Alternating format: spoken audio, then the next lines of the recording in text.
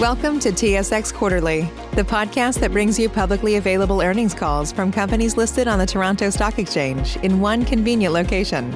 Gone are the days of looking through confusing websites. You'll find the important information right here. Enjoy the call.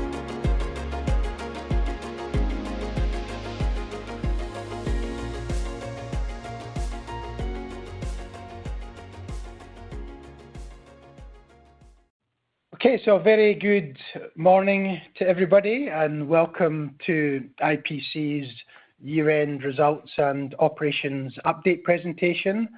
My name is Mike Nicholson. I'm the CEO of IPC. Also joining me in presenting this morning is Christophe Nergarian, the CFO, and we also have Rebecca Gordon, who's our VP of Investor Relations. I'll begin in the usual fashion with the operations update, and then I'll pass across to Christophe, and he'll run through the financial numbers. It's going to be a much shorter presentation this morning than our usual quarterly presentations because we do, of course, have our Capital Markets Day presentation this afternoon at 2 p.m., which will go through all of the forward-looking guidance for 2022, our longer-term business plan update, and an overview of all of the assets in the financial forecast. So we will have a Q&A session at the end of this call, but if I can ask it to be just constrained to any questions around the year-end or the Q4 results, because we'll have a much more detailed Q&A session this afternoon. So to get started and with the first slide and the highlights for 2021, I think we can say it's been an exceptionally strong year for IPC. It's by far the strongest delivery in terms of our results across the board. If we look at production, our average production for the full year was 45,500 barrels of oil equivalent per day, and that's well in excess of the original high-end guidance that we gave to the market. Great delivery also on costs. Our operating costs for the full year were below guidance at $15 per barrel, and the capital budget, the revised capital budget, was in line with guidance at just under $50 million. With that strong production that we've seen and obviously strengthening commodity price environment through 2021, the company's been able to generate its best ever financial performance. And if we look at the cash flow numbers, records in terms of our operating cash flow at just under $340 million and a free cash flow of in excess of our latest high-end guidance, $263 million, which represents a very, very strong 26% free cash flow yield. Most of that free cash flow has gone into strengthen the balance sheet and reducing our debt levels. The net debt at the end of last year was down to just $94 million.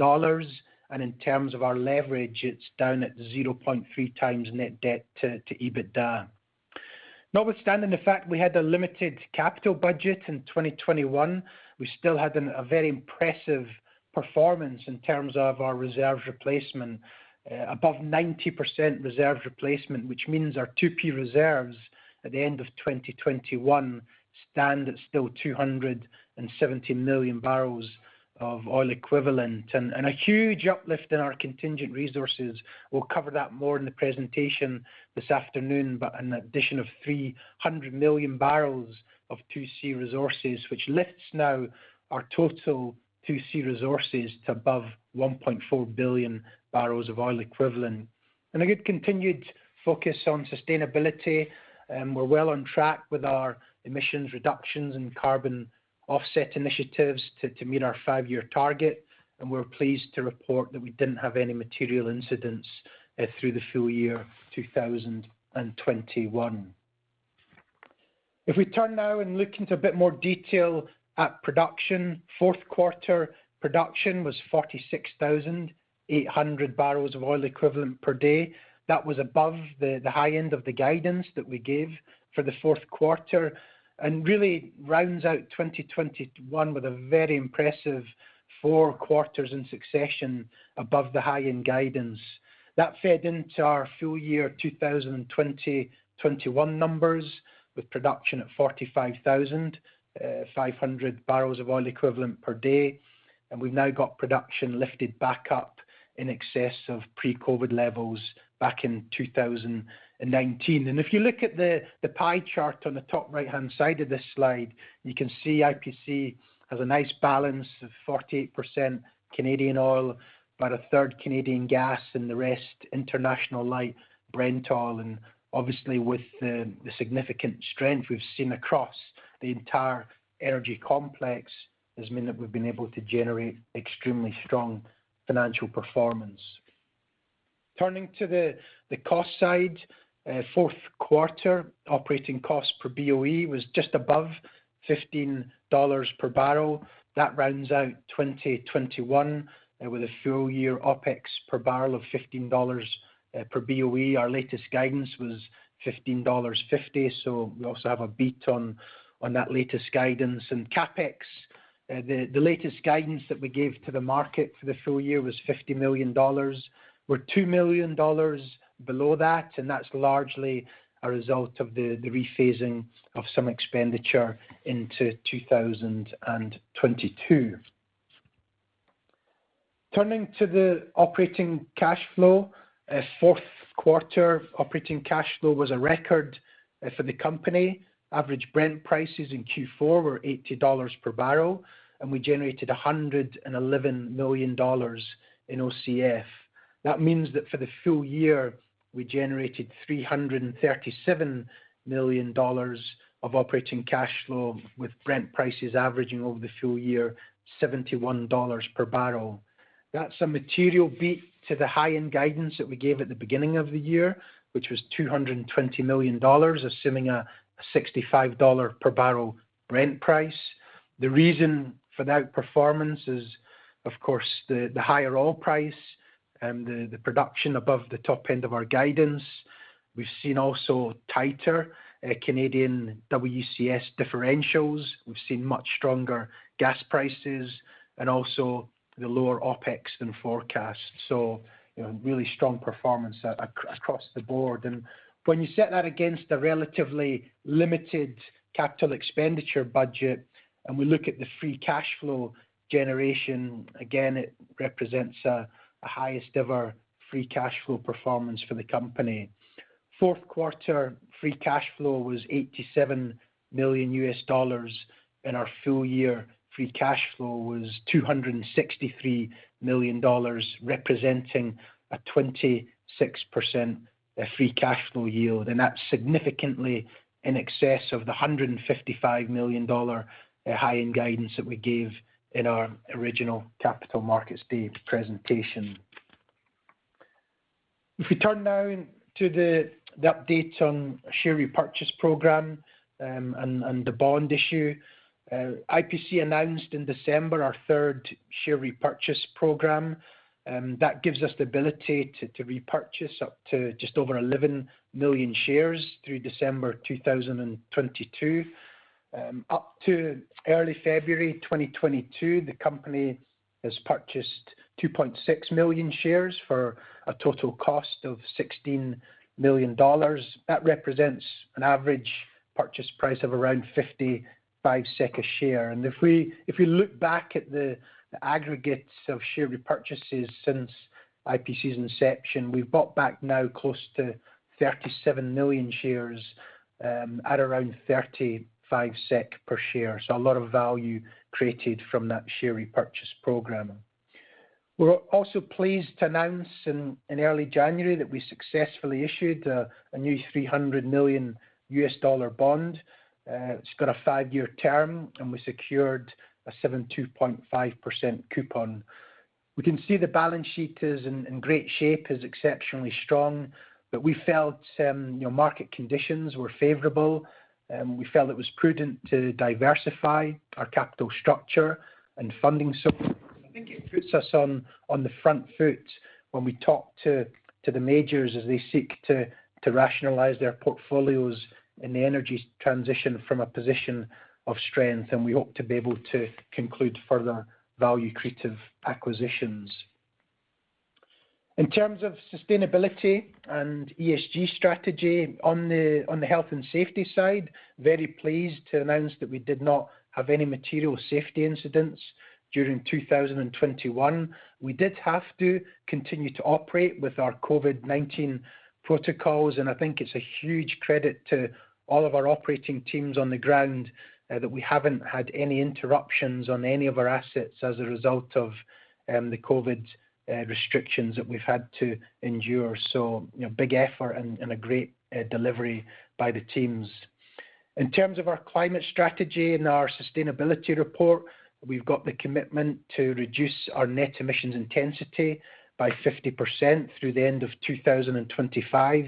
You can see from the chart on the bottom of this slide that in 2022 we'd reduced that to 33 kilograms per BOE.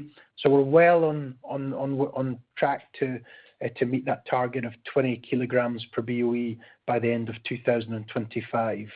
We did publish alongside our second quarter results, our second annual sustainability report. The reporting standards were uplifted. It was fully compliant with the Global Reporting Initiative standards. And I would encourage everyone to take a read to show all the excellent work that's been done by all of our teams in Geneva, in Canada, in Malaysia, and in France. So that rounds out my part of the presentation. I'll pass the call now to Christophe, who will walk through the financial numbers. So Christophe, over to you. Yeah, thank you very much, Mike. So moving on to the financial highlights, and actually I will start the financial highlights by talking about the operations, which have been, as Mike mentioned, absolutely stellar. Performance-wise, the uptime was very high across all of our assets, and so it is not just the high oil and gas prices which translate into the best financial results ever for IPC. It was the basis was the strong performance of all the teams and all the assets. And so production for the fourth quarter and the full year respectively at 46,800 BOE per day and 45,500 barrels of oil equivalent per day. That is very, very close to our best performance ever in 2019, but certainly with strong oil and gas prices, the average of the dated Brent in the fourth quarter was just shy of $80. And that certainly translated into our best financial performance ever, with an operating cash flow of $111 million for the fourth quarter, and a third of the overall operating cash flow for the year 2021 at $337. Operating costs at 15 for the year and $15.1 per BOE for the fourth quarter is below the guidance, and demonstrates that our costs of operations are really under control. With limited capex, that translated into very high free cash flow of $263 million, which were mainly used to reduce the debt down to $94 million at the end of last year. And so we now have a very strong balance sheet with a net debt to EBITDA leverage, which went from 3 times at the end of 2020 down to 0.3 times at the end of 21. Moving on to the next slide about realized prices. So Brent on average was $71 in 2021, and the WTI was $3 below that at 68. I think what matters, because we're producing the most of our oil production from Canada, important to focus on the WTI WCS differential. And if you look back, it's been volatile, but on average very stable at minus $13 per barrel since 2019. And if you look at the realized price in 21, very happy to report that we sold on average our Malaysian crude at a $4 premium over Brent, while our French Brent-linked oil production was selling on parity with Brent under the long-term contract with Total. In Canada, we continue to sell our Suffield oil roughly at $1 discount to the WCS and $2.3 discount for our Onion Lake thermal oil production. Now, this being said, in going into 2022, we will be blending virtually 100% starting from a few weeks from now, so not in Q1, but certainly in Q2 2022, we'll be blending 100% of our Onion Lake thermal production. So you can expect that we will be selling our Onion Lake production on par with the WCS going forward. Looking at the realized gas prices, I mean, we all know that gas prices have been very, very strong through almost any continent, and North America was no exception. In the fourth quarter, our realized price was just shy of 5 Canadian dollar per MCF and 3.7 CAD per MCF for the full year 2021. And we're very constructive moving into 2022 with gas prices remaining above 4 Canadian dollar per MCF. Looking at the next slide and on operating cash flows and EBITDA, obviously a very nice comparison indeed. When you look back and compare 21 to 2020, you can see the very strong financial performance. As a reminder, the operating cash flow, so our revenues minus OPEX minus cash taxes, when EBITDA is revenues minus OPEX minus G&A.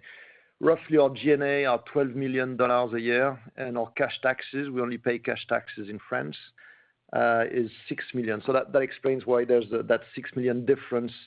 And you can see the operating cash flow at $337 million, EBITDA at $331 million for the full year, virtually 3 times higher, exactly 3 times higher for the EBITDA, and almost 3 times higher when you compare 21 to 2020 for the operating cash flow.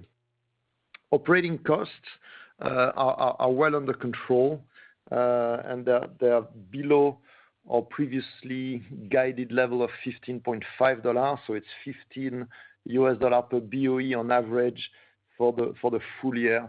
And we did beat our own guidance thanks to a very strong production performance in the fourth quarter and more generally in the second half of 2021. So the costs are under control. Now, if you look back at 2021 compared to the previous period of 2018 to 2020, those OPEX per barrel are around $2.50 above what they used to be. That was mainly driven by increased energy costs, by increased gas prices, which net is a positive for IPC because we're producing more gas than we're consuming. And so slightly higher OPEX actually translate into a higher netback overall for the business, given our roughly 16,000 BOE per day of gas production in Canada. Looking at the netback, I think this slide is really important, and it's worth looking at the operating cash flow and the EBITDA netback for the fourth quarter. We're talking about $25 to $26 per BOE of netback, and that happened in the context of an average Brent price of 80. As we all know, today the Brent price is $90 to $12 higher. And if you compare that netback to the full year 21, it was $20 for the operating cash flow and the EBITDA. And if you look back further at 2020, on average, the netback then was between $7 and $8 per barrel. So you can see that our business is very torquey to oil prices and to the upside. And we will be talking about netback this afternoon when we talk about our projection and our forecast for 2022. But you can certainly expect that in the current oil prices, our netback would be even higher than $25 per barrel. Looking at the cash flows, I mean, I love this slide because it just gives you the scale of our operating cash flow when you compare it to what we have to cover and pay for with our operating cash flow, which was CapEx, So $337 million of operating cash flow to cover $46 million of CapEx, $11 million of G&A, and $15 million of financial costs. And that puts in perspective why we were able to reduce the debt so much. So we generated $263 million of free cash flow. $227 million was used to reduce the debt, and the rest is the funding of an increased working capital need. Again, it's a positive. This working capital need just means that by the end of 21 compared to the end of 2020, we are producing more oil and gas in a higher oil price environment. So that's a positive. It just means that when that working capital unfolds in the first quarter in 22, we will cash in more revenues than back in the first quarter 2021. Looking at the G&A and financial items, so G&A are flat at around $12.5 million per year. It's flat compared to the prior year of 2020, and it's flat at around $0.7 per BOE. On the financial costs, you can see that the fourth quarter is way less than 25% of the full year 2021. It just shows that our debt was reducing fairly quickly, and so our interest cost burden was getting smaller every quarter, as you would expect. Looking at the graphic presentation of our financial results, you can see that we generated a cash margin of $340 million, a gross profit of $210 million, and the highest net profit for the business ever in 2021 at $146 million. Our balance sheet is in great shape. The total size of our balance sheet has reduced by $60 million. This is the natural depreciation and depletion of our oil and gas assets and our FPSO. The 2 points worth noting on the balance sheet is the steep reduction in financial liabilities, obviously in our debt outstanding, as well as the increase in current assets. This is just what I was talking about. It's the result of increasing receivables, just a reflection of our higher production at the end of 2021 in a higher oil price environment compared to the end of 2020. Looking at the hedging, I will actually start by the last point. We don't have any hedge covenants anymore because we changed our capital structure. I'll come back to that on the next slide. We have no oil hedges in place for Brent-linked production in Malaysia, nor France. We just have some hedges for Canadian gas and our Canadian oil production. On the oil hedging, even though the differential has been fairly stable, it has on average it's been volatile, and so we decided to hedge 60% of the WTI WCS differential in Canada at -13 to provide to avoid facing the volatility that we've seen in the market over the last 3 years. You can see on the graph that the level of 13, which actually was the average in each of the year 2019, 20, and 21, provides a solid basis for the business going forward. And on the back of very strong gas prices, the best realized since IPC decided to go to Canada, we've actually hedged roughly 25% of our production in first quarter.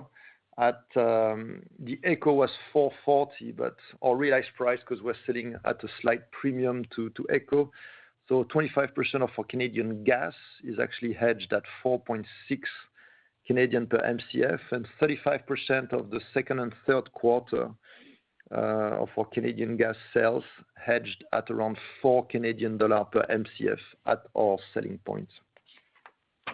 On the capital structure, Mike touched upon it. We have issued unsecured bonds worth $300 million at a coupon of 7.25, and we have that was issued a few days ago, and so we used the bond proceeds to repay our 2 revolving bank facilities, which are no longer outstanding. We repaid and canceled those 2. So the bonds are 5-year, they are unsecured, provide us with a lot of flexibility in the way we want to run our business. And on top of that, we have a fully unutilized revolving credit facility of 75 million CAD. So we have a very strong balance sheet, low levered. We are sitting on roughly $200 million of cash, and that positions our business very well to be able to seize any M&A opportunities should we like what we can find these days on the market. So that's the new capital long-term structure for the business, and I hand over back to Mike. Thank you. Okay, thank you very much, Christophe. And just to come back again and recap on the 2021 highlights, we talk a lot about excellence and operational excellence within IPC, and I think it's been a huge credit to all of our teams in Canada, in Malaysia, and in France for delivering such an exceptional performance through 2021. They've managed to deliver production above 45,000 barrels a day, which was in excess of the original high-end guidance that we gave at the beginning of the year. Costs were below guidance at $15 per barrel, and we're able to deliver the capital program at just under $50 million. And of course, in a rising commodity price environment, that put the company in a position to really capture the benefits of the rising commodity price environment that we've seen, and has put the company on track to generate record financial performance and cash flow generation. And if we look at our operating cash flow, we generated just under $340 million, $263 million of free cash flow, which represents a 26% free cash flow yield based upon our current market capitalization. As Christophe has shown in his presentation, the company is in great shape in terms of balance sheet strength, a very low net debt of $94 million. The leverage is 0.3 times net debt to EBITDA. So of course we start 2022 on the front foot with a lot of firepower to continue to grow our business. The teams also did a phenomenal job in terms of reserve and resource replacement and additions in a year where the capital budget was relatively limited. 91% reserve replacement ratio, keeping our 2P reserves at 270 million barrels of oil equivalent, and a 300 million barrel addition to our contingent resources, lifting our undeveloped contingent resources now to in excess of 1.4 billion barrels, which gives us a huge amount of fuel for future reserve replacement and additions. And we're still well on track with our sustainability strategy to reduce our net emissions intensity by 50% through the end of 2025 through a combination of operational emissions reductions and carbon offsetting. And everyone was kept safe. We didn't have any material incidents to 2021, which again is a huge credit to all of our teams on the ground. So that rounds out the highlights for the fourth quarter and the full year 2021. We've obviously got our Capital Markets Day presentation this afternoon at 2 p.m. where we'll go into a lot more detail on the strategic update and the short and long-term plans for the companies. But we'll turn the call now back to the operator and take any questions if there are any on the Q4 results. Thank you. Thank you. If you wish to ask a question, please dial 01 on your telephone keypads now to enter the queue. Once your name has been announced, you can ask your question. If you find it's answered before it's your turn to speak, you can dial 02 to cancel. And our first question comes from the line of Theodore Nielsen of SV1 Markets. Please go ahead. Your line is open. Thank you. Good morning, Mike and Christophe. A few questions from me, if I may. First, on specifically on operation cost per barrel for Q4 and maybe 2021 as a whole. How was that impacted by higher and increasing energy prices through the year? Second question is on your share repurchase. Just wonder what will trigger that you will pay cash dividends in addition or maybe swap repurchase program with cash dividends. And my third question, and maybe that's related to like capital markets today, but I'll still give it a try. And that is on slide 8, you show your ambition of reducing CO2 emissions. I just wonder, will that have any tax impacts? Do you pay any CO2 taxes in Canada? That's all. Thanks. Okay. Thank you, Theodore. I'll take the first one. Yeah, no, indeed, it's no secret that energy, i.e. electricity costs have increased, and we're obviously using quite a bit of electricity. We have many wells, many pumps in Canada. We're also buying gas to inject some steam in the ground at Onion Lake Thermal. So that has played an important part in increasing our OPEX from 2020 to 21 roughly by $2 to $3. Although 2020 was a very low point in the cycle for obvious reasons.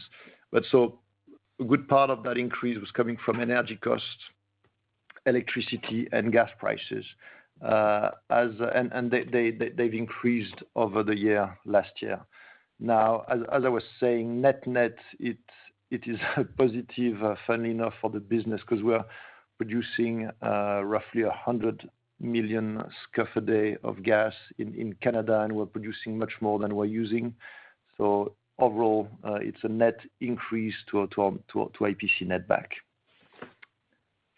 Yeah, thanks, Christophe. And on the dividend question, Theodore, I think for the time being, we've obviously set out the capital allocation framework. We'll get into more details on that in the CMD presentation this afternoon.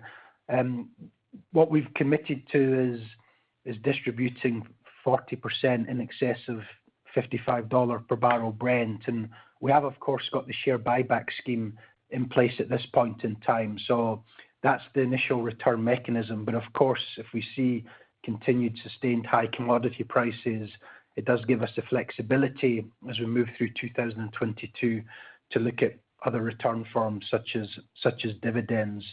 And then in terms of your question on CO2 taxes, we do pay carbon tax in Canada. The CO2 tax currently is 50 Canadian dollars per tonne, and that's forecast to rise to $170 per tonne by 2035. The carbon tax is baked into all of our numbers, all of our financial forecasts. And when we talk about our NAV and our NAV per share calculations, all of those Canadian carbon taxes are baked into all of the valuations that we disclose. So I hope that answers your third question. Yes, absolutely. Thank you. Okay, thank you very much, Theodore. Thank you. And currently we have one further question on the phone. So just as a reminder to participants, if you do wish to ask a question, please dial 01 now. The next question comes from the line of Mark Wilson at Jefferies. Please go ahead. Your line is open. Yes, good morning and excellent results once again, guys. Congratulations on that. Thank you for the clarity on the CO2 tax question. It is actually taxes I'd like to ask you about. Christophe confirmed on the call that you don't pay any cash taxes in Canada. So could you remind us why that is the case? And should we view, or how should we view any potential change to that situation going forward, either from your current tax structure or through any legislation that could be expected in Canada? Thanks. Yeah, no, thanks indeed. In 21, we paid taxes in France, and that's it. We were in the lucky position where, on the back of the acquisitions, we concluded in Canada through assets and corporate acquisitions. We've inherited very significant tax losses from the predecessors' companies' investments. and as a result, we are not paying taxes in Canada. So it's not based on any change in legislations or anything other than you can see that corporate taxes in France and Canada have reduced by 2 to 3%, which is obviously positive to the business. Now, looking forward, it's a factor of where oil prices will be. We don't expect to pay too much taxes next year either. On the back of the tax losses. Now, the sooner we pay, the better, because that means oil prices would remain where they are. But very, very small cash tax take for the business in 2022 expected as well. And Mark, just a follow-up to that, and all the long-term cash flow guidance that we give that we've put out there this morning for the 5-year business plan, all of the detailed Canadian tax loss positions are built into those 5-year forecasts. So those are net of all of those tax losses and allowances that we have across all the business units. And the new presentation, which includes all of those balances, will be uploaded today just before Capital Markets Day. So you'll be able to see where the allowances are as well, Mark.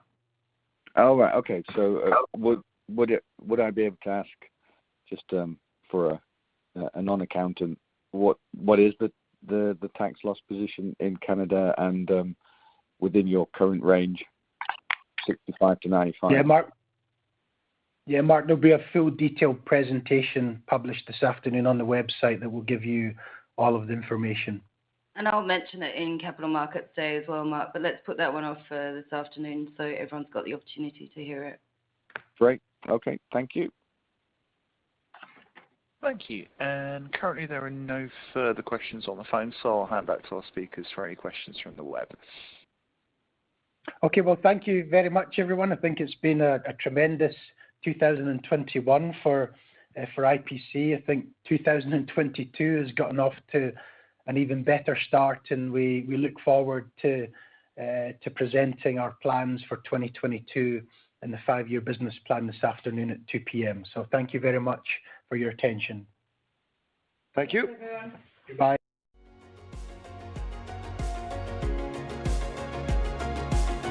Thank you for listening to TSX Quarterly. If you enjoyed the cast, remember to leave a good rating. And remember, for any additional inquiries, please consult the company's investor relations section on their website. See you next time.